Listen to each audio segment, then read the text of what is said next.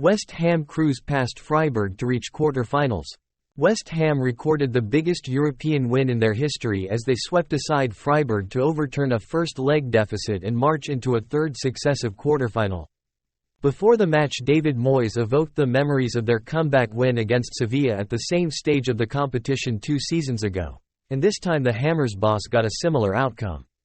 Yet unlike that night against the Spaniards, when the home fans were tortured by tension and did not seal victory until extra time, West Ham had the job wrapped up within an hour against a poor Freiburg side. Lucas Paqueta pulled them level in the tie after just 9 minutes as he slid in unmarked to turn home Tomas Sosik's near-post flick from barely a yard. Jared Bowen continued his excellent season with his 18th strike of the campaign just after the half-hour to put West Ham ahead on aggregate. Veteran defender Aaron Cresswell then scored his first goal in almost 2 years as the visiting defence allowed him too much space to shoot. The contest was finished, but there was still time for Mohamed Kudus to make an impact as the Ghanaian scored twice in the final 15 minutes as West Ham completed their biggest win since Moyes returned to the club in December 2019. They have now recorded an impressive 26 European victories in their trio of campaigns under Moyes.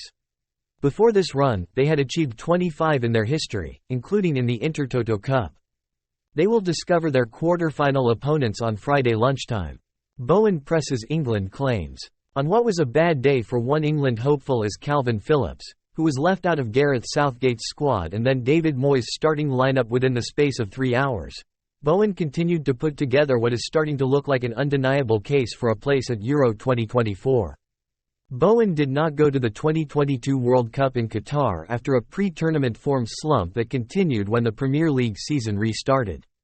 However, 2022-23 ended in jubilation as he scored the late winner in the Europa Conference League final that qualified his club for a third successive European campaign. Remarkably, his first half goal was his first in Europe this season. Moved into a wide role to accommodate the return of Michail Antonio, Bowen had the presence of mind to run across the area, shrugging one defender to the ground in the process, before driving a low left-footed shot into the bottom corner. It was the kind of moment he has produced so many times this season and, given he has excelled in a central attacking role as well, it is tough to see how Southgate can exclude him from the party he takes to Germany. Bowen is more than just a goalscorer. The former Hull City player's work ethic is phenomenal and he is also unselfish. It was the 27-year-old who provided the assist that allowed Cresswell to take a touch before driving in his first goal since April 2022.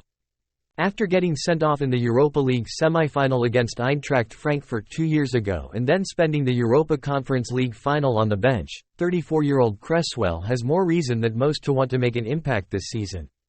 Kudus has been an inconsistent presence this season, but his late double was pure class.